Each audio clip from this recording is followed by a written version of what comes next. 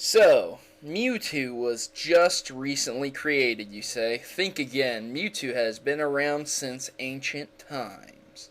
Hello, and welcome back, YouTubers, to another episode of Pokemon Theories, the show where 9 out of 10 doctors agree Professor Oak isn't really a professor, and going to the gym doesn't mean pumping iron. Today's Pokemon Theory will be covering Mewtwo, Charizard, the Mega Stones, and aging.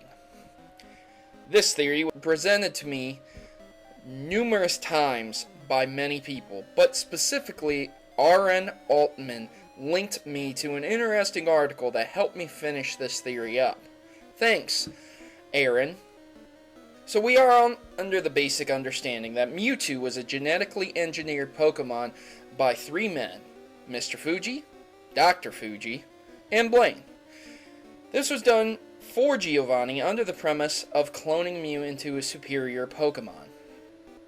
However, since there are not exactly proper dates and time, it's hard to speculate on the year that it was created. In the Burned Mansion, diaries state dates like February 6th, but not years. So why is it important that we know the date and time Mewtwo was created anyways? Who cares? It isn't like we know the date and time all Pokemon were created anyways, right? Dates are important because it not only shows how long a Pokemon can live, but the lifespan in which the events took place.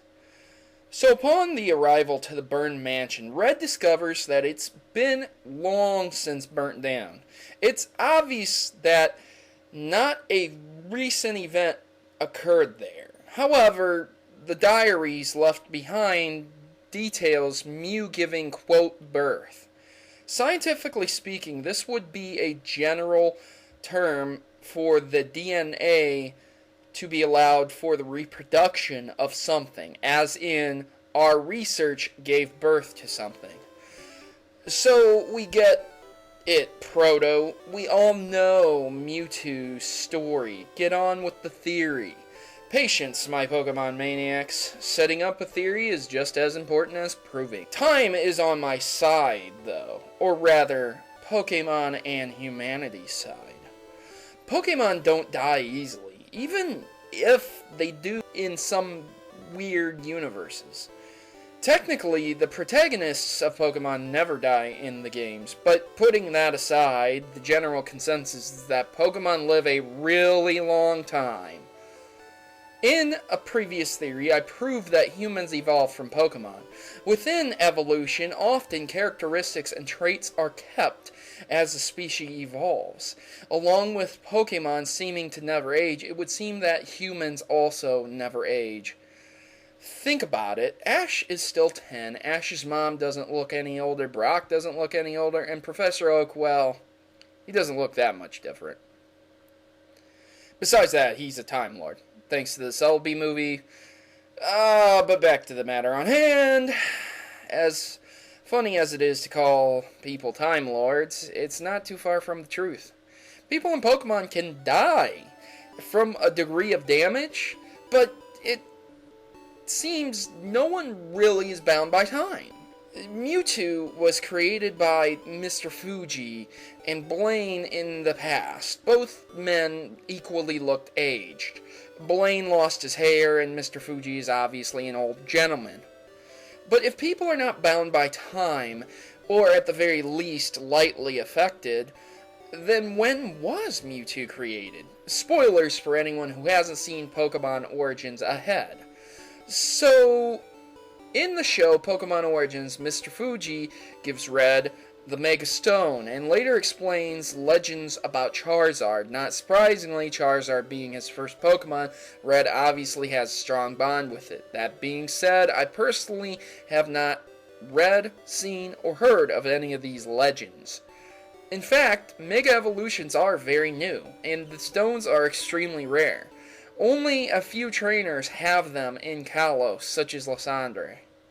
So if the stone is extremely rare, why does Fuji have it? Why would he give it to a trainer with a Charizard? It would seem Mr. Fuji knows more than he's telling. In fact, Mewtwo and Charizard are the only two Pokemon that have dual Mega Evolutions.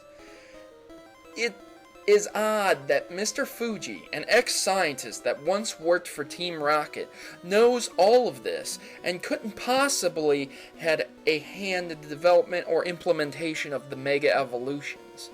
I propose that Mr. Fuji used many Pokemon in his experiments of Mewtwo and the Mega Evolutions. He used starters given to him by Professor Oak, and Blaine aided him in his science. Not only that, but this can be proven by the realization that Mewtwo is a man-made Pokemon. Mr. Fuji is not some idiot that stumbled upon the Mega Evolutions. He not only knew about that, he invented several of them. Using the energy from Xeranus and Yvel, infused with the stones left over from the catastrophe in the Great War, Fuji discovered the potential to create not only genetically superior versions of Mew, but a version that was able to evolve. Seeing the potential, he soon started work with many different specimens, finding that only one was able to dual evolve through his genetic experimentation. It would seem this was around the time of Mewtwo's escape and subsequent destruction of all his work. Charizard, being a fire type, escaped unscathed from the fires of the burnt mansion, but the other Mega Evolutions did not. This shows why Mewtwo has two Mega Evolutions, its combat and its strategic, and also why Charizard, not being a dragon but rather a lizard, was genetically engineered and able to survive and resist the intense flames. Now that this has all been laid out, it's time to explain what all this has to do with time. Going back to one early Pokemon episode, Bill's Lighthouse, you can clearly see a stone inscribing of Mewtwo on his door. The door that definitely doesn't look like it was built recently. From this, we can conclude that Mewtwo was not only genetically engineered long ago, but was discovered before Mew and created before Mew. It even says, for the longest time, Mew was thought to be a mirage. It is possible that Pokemon stumbled upon a place Mew once was and used a bit of its fur to create Mewtwo. This also explains why Mewtwo is 150 and not 151, because it was created before the actual discovery of Mew. Bearing all this in mind, it is all irrelevant because this all occurred in 1996. While it's hard to pinpoint the exact time and age, I've gathered enough information to narrow it down significantly. In the first segment of Red and Blue, Red awakes in his room and is able to play the NES. These events would take place post-1986. But in Celadon City's department store, there is a display showing the SNES, meaning that in the events not only had to take place post-1986, but now post-1991. But there is even more evidence to narrow this down. In the exact same section, you can see two people trading Pokemon next to each other with Game Boys, meaning not only it's post-1991, but it had to be post-1996 for Japan at least, which Kanto is based on. We can also assume, since they are not playing Pokemon Gold or Silver or made any mention of the Game Boy Color or anything else, it's more than likely 1996 to 1999. But Proto, aren't there multiple Mewtwo's? Why yes, you are correct, comment section. This not only explains why Mewtwo's picture is engraved on the stone, but it also explains the creation of multiple Mewtwo's. The events that originally caused Mewtwo's creation were not original in Kanto, but was in another location in ancient times, before the Great Catastrophe with the ultimate weapon. and Mewtwo's combat evolution and strategic evolution were created in ancient times to fight in wars. And, as the saying goes, history does repeat itself. Giovanni discovered all this and was inspired to do the same thing. He then discovered what Dr.Fuji and Blaine were doing, put them to work, and, well, whichever canon you choose to follow replicated the results of the past. Thus, multiple Mewtwo's roam the world. This all explains why Mr. Fuji has knowledge of the Mega Evolutions, was able to create Mewtwo, with or without Blaine, and is still alive, because Mr. Fuji has been around for centuries. Going full circle back to the beginning, people, generally speaking, don't seem to die of old age in the games. And looking at Mr. Fuji and Blaine, they seem very old. Comparing the time it takes for Ash to age one day in the anime, it would seem that people can live centuries to repeat history if they don't learn from it. A theory that can be possible thanks to the lack of headstones for people, the lack of hospitals because no one gets sick, the lack of food because technically no one needs to eat, and of course the lack of aging. Thanks for watching, guys, and remember to comment below if you have something to add to this theory.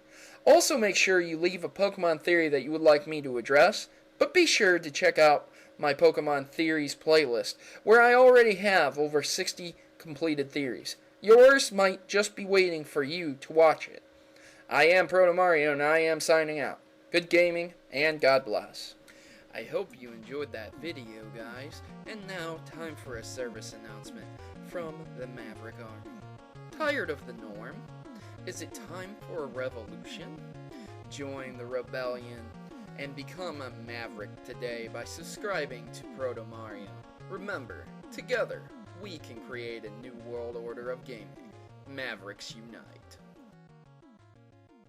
Please note that in all my videos, if I use images from Google, that I do not own any of those images, and all images obtained from Google are owned by their respective owners and copyrights. So please remember this when watching my Pokemon theories.